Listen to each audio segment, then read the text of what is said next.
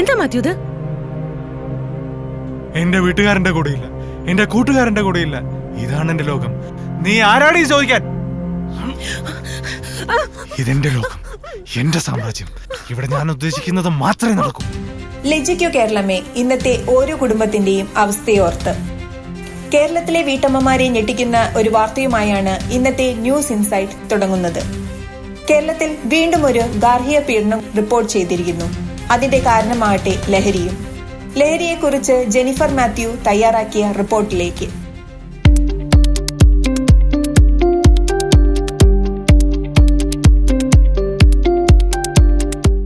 നഗരമധ്യത്തിൽ സാധാരണക്കാരായ സ്ത്രീകളും കുട്ടികളും സഞ്ചരിക്കുന്ന ഒരു പൊതുവഴിയിലാണ് നമ്മളിപ്പോൾ ഉള്ളത്. ഇന്നിത് സാമൂഹ്യ വിരുദ്ധരുടെ ഒരു ലഹരി കേന്ദ്രമായി മാറിയിരിക്കുകയാണ്. കാഴ്ചകളിലേക്ക് പോകാം.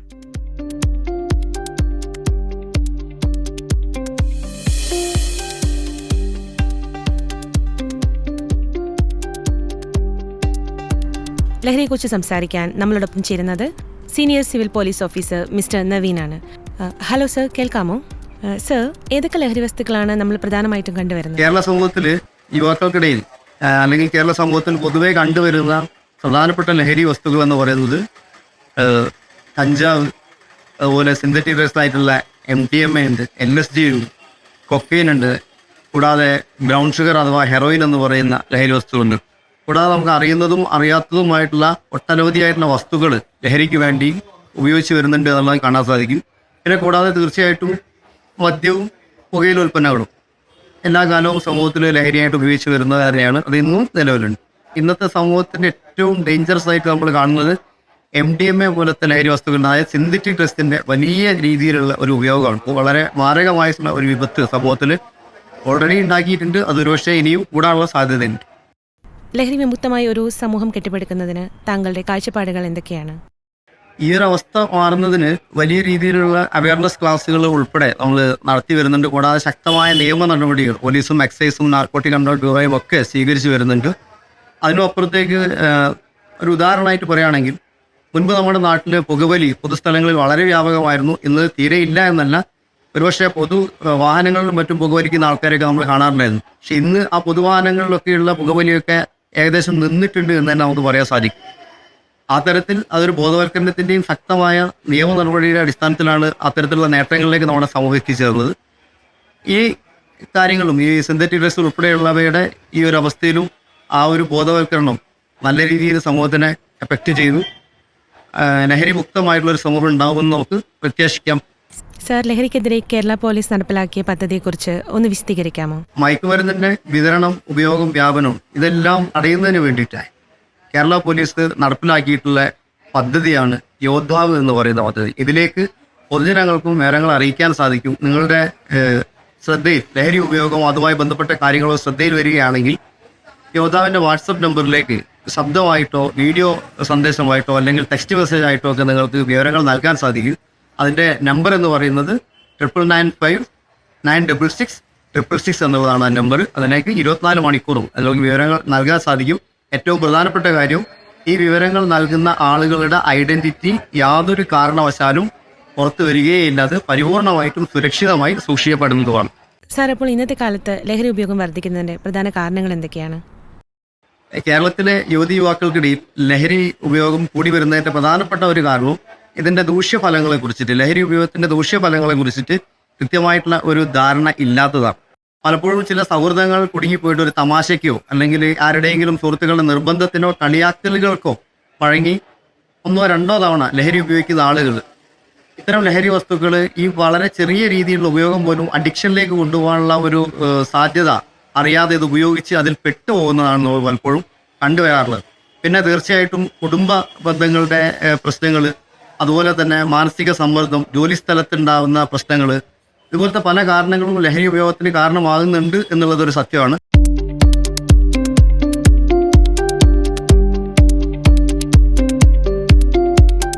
അടുത്തതായി നമ്മളോട് സംസാരിക്കാൻ പോകുന്നത് സർക്കാർ സ്ഥാപനമായ വിമുക്തിയിലെ സൈക്യാട്രിസ്റ്റ് ഡോക്ടർ വനതയാണ്. മാമിനോട് നമുക്ക് ലഹരിയെക്കുറിച്ച് കൂടുതൽ ചോദിച്ചറിയാം. മാം, നമ്മൾ പലപ്പോഴും കേൾക്കുന്ന ഒരു വാക്കാണല്ലോ അഡിക്ഷൻ. യഥാർത്ഥത്തിൽ എന്താണ് അഡിക്ഷൻ? എന്താണ് അഡിക്ഷൻ, അല്ലെങ്കിൽ എന്താണ് ലഹരിക്ക് അടിമപ്പെടുന്ന അവസ്ഥ? ഒരു വ്യക്തിക്ക് ചില ലക്ഷണങ്ങൾ കാണുമ്പോഴാണ് നമ്മൾ അയാൾ ഒരു ലഹരിക്ക് അടിമപ്പെട്ട അവസ്ഥയിലാണെന്ന് പറയുന്നത്. അതിൽ പ്രധാനമായിട്ടും വരുന്നത് ഈ ലഹരി ഉപയോഗിക്കാനുള്ള അമിതമായ ഒരു ആസക്തി, ഇന്റൻസ് ക്രേവിംഗ്, എങ്ങനെയും ആ ലഹരി ഉപയോഗിക്കണം എന്നുള്ളൊരു ആഗ്രഹം. പിന്നെ തുടക്കത്തിൽ ഉപയോഗിച്ചിരുന്ന അളവിൽ ഉപയോഗിക്കുമ്പോൾ ആ ഒരു ഉദ്ദേശിച്ച ഫലം കിട്ടാതെ വരികയും അത് കാരണം കൂടുതൽ അളവിൽ ഉപയോഗിക്കുന്ന അവസ്ഥ, ടോളറൻസ് എന്ന് പറയും. പിന്നെ സ്ഥിരമായി ലഹരി ഉപയോഗിക്കുന്ന ഒരാൾ ലഹരി പെട്ടെന്ന് നിർത്തുകയോ അളവ് കുറയ്ക്കുകയോ ചെയ്താൽ ഉണ്ടാകുന്ന ശാരീരികവും മാനസികവുമായിട്ടുള്ള പലതരം പ്രയാസങ്ങൾ. നമുക്ക് ചുറ്റുമുള്ള ആളുകളിൽ അഡിക്ഷനുള്ള വ്യക്തിയെ നമുക്ക് എങ്ങനെ തിരിച്ചറിയാം? അതിൽ പ്രധാനമായിട്ടും പറയുന്നത് പഠിത്തത്തിൽ പെട്ടെന്ന് പിന്നോക്കം പോവുക, പഠിത്തത്തിൽ ശ്രദ്ധ കുറയുക, ക്ലാസ്സിൽ ശ്രദ്ധ കുറയുക, ഉറക്കം തൂങ്ങിയിരിക്കുക, പിന്നെ ഉൾവലിച്ച് മറ്റു കുട്ടികളായിട്ടുള്ള സംസാരം ഇടപെടലൊക്കെ കുറയുക, കാരണമില്ലാതെ പെട്ടെന്ന് ദേഷ്യം വരിക, ആ രീതിയിലുള്ള സ്വഭാവത്തിലും പെരുമാറ്റത്തിലുള്ള മാറ്റങ്ങൾ, അവരുടെ ഡ്രസ്സിങ്ങിൻ്റെ രീതിയും സെൽഫ് കെയറും ഒക്കെ കുറച്ച് മോശമാവുക, വൃത്തി ഒക്കെ കുറഞ്ഞു വരുന്ന ഒരവസ്ഥ. പിന്നെ പുതിയ കൂട്ടുകെട്ടുകൾ, മുതിർന്ന ആൾക്കാരുമായിട്ടുള്ള കൂട്ടുകെട്ടുകൾ, പുതിയ കൂട്ടുകെട്ടുകൾ ഉണ്ടാവുക, പണം കൂടുതൽ വീട്ടിൽ നിന്നും ആവശ്യപ്പെടുക, വീട്ടിൽ നിന്നും മാറി നിൽക്കുക, കൂടുതൽ സമയം ലേറ്റായിട്ട് വീട്ടിലേക്ക് വരിക, എന്തോ ഒഴിക്കുന്ന പോലെയുള്ളൊരു പ്രവണത, ഫോണിൻ്റെ പാസ്വേഡൊക്കെ മാറ്റുക, അല്ലെങ്കിൽ സാധനങ്ങൾ പൂട്ടി വെക്കുക. ഈ ഒരു രീതിയിലൊരു പാറ്റേൺ നമ്മൾ ഒരു കുട്ടിയിൽ കാണുകയാണെങ്കിൽ ലഹരിയുടെ ഉപയോഗമുണ്ടോ എന്ന് സംശയിക്കുകയും അതിന് വേണ്ട കൗൺസിലിംഗ് അല്ലെങ്കിൽ ട്രീറ്റ്മെൻറ്റ് ചെയ്യാൻ ശ്രമിക്കുകയും ചെയ്യാം. ഡോക്ടർ, അപ്പോൾ ലഹരിക്ക് അടിമപ്പെടുകയും മറ്റ് മാനസിക പ്രശ്നങ്ങളും തമ്മിൽ എന്തെങ്കിലും ബന്ധമുണ്ടോ? ലഹരിക്ക് അടിമപ്പെടൽ എന്നൊരവസ്ഥയും മറ്റ് മാനസിക രോഗങ്ങളും തമ്മിൽ ഉള്ള ബന്ധമാണ് പറയുന്നത്. മറ്റ് മാനസിക രോഗങ്ങൾ, വിഷാദം, ഉത്കണ്ഠ തുടങ്ങിയ മാനസിക രോഗങ്ങൾ ഉള്ള വ്യക്തികളിൽ ലഹരി ഉപയോഗത്തിനുള്ള സാധ്യത കൂടുകയും ലഹരിക്ക് അടിമപ്പെടാനുള്ള സാധ്യത കൂടുതലുമാണ്. അതുപോലെ തന്നെ സ്ഥിരമായി ലഹരി ഉപയോഗിക്കുന്ന ഒരു വ്യക്തിക്ക് ഈ ലഹരിയുടെ ഉപയോഗം മൂലം പല മാനസിക അസുഖങ്ങളും ഉണ്ടാവാം. പ്രധാനമായിട്ടും വരാൻ സാധ്യതയുള്ള മാനസിക അസുഖങ്ങൾ മൂഡ് ഡിസോർഡേഴ്സ് അഥവാ വിഷാദവും ഉന്മാദവും മാറി മാറി വരുന്ന ഒരവസ്ഥ, മൂഡ് ഡിസോർഡർ എന്ന് പറയും. പിന്നെ ആൻസൈറ്റി ഡിസോർഡേഴ്സ്, അതായത് ഉത്കണ്ഠ രോഗങ്ങൾ ഉണ്ടാവാം. പലതരത്തിലുള്ള വ്യക്തിത്വ വൈകല്യങ്ങൾ ഉണ്ടാകാം. സൈക്കോസിസ്, പിന്നെ ന്യൂറോ കോഗ്നിറ്റീവ് ഡിസോർഡർ, അതായത് നമ്മുടെ ഓർമ്മയും ചിന്തയും മറ്റും നഷ്ടപ്പെടുന്ന ഒരു അസുഖം, ന്യൂറോ കോഗ്നിറ്റീവ് പ്രോബ്ലംസും ഈ ലഹരിയുടെ ഉപയോഗം കാരണം ഉണ്ടാകാം. മാം, അപ്പോൾ ഈ ഡി അഡിക്ഷൻ സെന്ററിന്റെ പ്രവർത്തനങ്ങളെക്കുറിച്ച് ഒന്ന് വിശദീകരിക്കാമോ? ഒരു ഡി അഡിക്ഷൻ ടീമിൽ പ്രധാനമായിട്ടും വരുന്ന professionals psychiatrist, clinical psychologist, psychiatric social worker, പിന്നെ നഴ്സിംഗ്, മറ്റും സപ്പോർട്ടിംഗ് സ്റ്റാഫുമാണ്. അപ്പം സൈക്കാട്രിസ്റ്റാണ് പ്രധാനമായിട്ടും ഈ രോഗം ഡയഗ്നോസ് ചെയ്യുക, രോഗം നിർണ്ണയിക്കുക, ഈ രോഗിക്കുള്ള മറ്റ് മാനസിക പ്രശ്നങ്ങളും ശാരീരിക പ്രശ്നങ്ങൾക്കുമുള്ള മരുന്ന് കൊണ്ടുള്ള ചികിത്സ കൊടുക്കുകയും ലഹരി നിർത്താനുള്ള മരുന്ന് കൊണ്ടുള്ള ചികിത്സയും കൗൺസിലിങ്ങും കൊടുക്കുന്നത്. തെറാപ്പികൾ ചെയ്യുന്നത് പ്രധാനമായിട്ടും ക്ലിനിക്കൽ സൈക്കോളജിസ്റ്റാണ്. മോട്ടിവേഷൻ എൻഹാൻസ്മെൻറ്റ് തെറാപ്പി, അതുപോലെ തന്നെ റിലാക്സ് പ്രിവെൻഷൻ, ലഹരിയിലേക്ക് തിരിച്ച് പോകാതിരിക്കാനുള്ള തെറാപ്പിയും ചെയ്യുന്നത് ക്ലിനിക്കൽ സൈക്കോളജിസ്റ്റാണ്.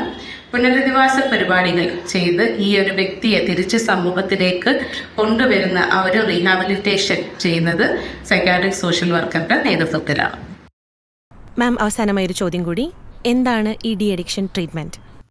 ഡി അഡിക്ഷൻ ട്രീറ്റ്മെൻറ്റ് ഈ പ്രധാനമായിട്ടും 3 കാര്യങ്ങളാണ് ചെയ്യുന്നത്. അതിലാദ്യമായിട്ട് ഫാർമക്കോതെറാപ്പി അല്ലെങ്കിൽ മരുന്ന് കൊണ്ടുള്ള ചികിത്സ. മരുന്ന് കൊണ്ടുള്ള ഉപയോഗം ഈ ലഹരിയോടുള്ള താല്പര്യം കുറയ്ക്കാൻ, ആൻറ്റി ക്രേവിംഗ്, അതുപോലെ തന്നെ ഈ ലഹരി മൂലമുണ്ടാകുന്ന ശാരീരികവും മാനസികവുമായിട്ടുള്ള പ്രശ്നങ്ങൾക്കുള്ള ഒരു ചികിത്സയാണ് മരുന്നിലൂടെ കൊടുക്കുന്നത്. പിന്നെ കൊടുക്കുന്നത് കൗൺസിലിംഗ് ആണ്. കൗൺസിലിംഗിൽ ഈ ലഹരി നിർത്തിയ ഒരാൾ വീണ്ടും അത് ഉപയോഗിക്കാതിരിക്കാനുള്ള റിലാപ്സ് പ്രിവെൻഷൻ തെറാപ്പിയും അതുപോലെ തന്നെ ലഹരി നിർത്താൻ വേണ്ടിയിട്ടുള്ള മോട്ടിവേഷൻ, അയാളുടെ ഒരു ആഗ്രഹം കൂട്ടാനുള്ള മോട്ടിവേഷൻ എൻഹാൻസ്മെന്റ് തെറാപ്പികളുമാണ് കൗൺസിലിംഗിൽ കൊടുക്കുന്നത്. പിന്നെ പുനരധിവാസ പരിപാടികളാണ്.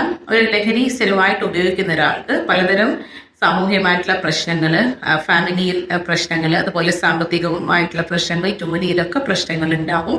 അപ്പം ഈ പ്രശ്നങ്ങളൊക്കെ ഒരു പരിധിവരെ നമുക്ക് എങ്ങനെ കൈകാര്യം ചെയ്യാം എന്നുള്ള ഒരു ഉൾക്കാഴ്ച രോഗിക്ക് കൊടുക്കുകയും അവരുടെ കുടുംബത്തിന്റെ ഒരു പിന്തുണ ഉറപ്പുവരുത്തുകയും അതുപോലെ തന്നെ ലഹരിയിൽ നിന്ന് മുക്തരായാലും കൃത്യമായിട്ട് ഫോളോ അപ്പിന് നമ്മുടെ സെന്ററിൽ വന്ന് കാണിക്കുകയും കൗൺസിലിംഗ് ഒക്കെ അറ്റൻഡ് ചെയ്യാനും വേണ്ട ഒരു ബോധം കൊടുക്കുകയും ചെയ്യാണ് പുനരധിവാസ പരിപാടികളിൽ പ്രധാനമായിട്ടും ചെയ്യുന്നത്.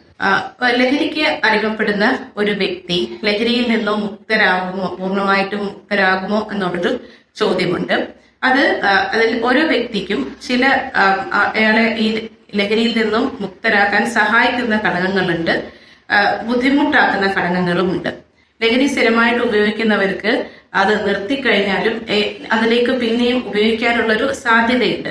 അപ്പോൾ അങ്ങനെയുള്ള സാഹചര്യങ്ങളിൽ അവർക്ക് ഫാമിലിയുടെയും അതുപോലെ സുഹൃത്തുക്കളുടെയും ഒരു സപ്പോർട്ട് ഉണ്ടെങ്കിൽ വീണ്ടും ട്രീറ്റ്മെന്റിലേക്ക് വരാനും അതിൽ നിന്ന് മുക്തരായി പൂർണ്ണമായിട്ടും മുക്തരാകാൻ ഇത് സഹായിക്കും.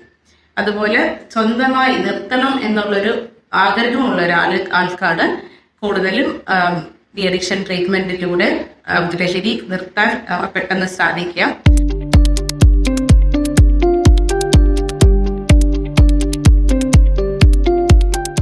ഒരു തലമുറയെ രക്ഷിക്കാൻ നമുക്ക് ഒരുമിച്ച് കൈകോർക്കാം. ലഹരിയുടെ കെണിയിൽ വീഴാതിരിക്കാൻ നമുക്കവരെ ബോധവാന്മാരാക്കാം. സ്നേഹത്തിലൂടെയും ശ്രദ്ധയിലൂടെയും ശരിയായ മാർഗനിർദ്ദേശങ്ങളിലൂടെയും നമുക്കവരെ സംരക്ഷിക്കാം. ജീവിതം മനോഹരമാണ്, സ്വപ്നങ്ങളും പ്രതീക്ഷകളും നിറഞ്ഞതാണ്. ലഹരിക്കടിമപ്പെട്ട് ഈ സൗന്ദര്യം നശിപ്പിക്കരുത്. സഹായം ആവശ്യമുണ്ടെങ്കിൽ ചോദിക്കാൻ മടിക്കരുത്. നല്ലൊരു നാളേക്കായി നമുക്ക് കൈകോർക്കാം. Cut it.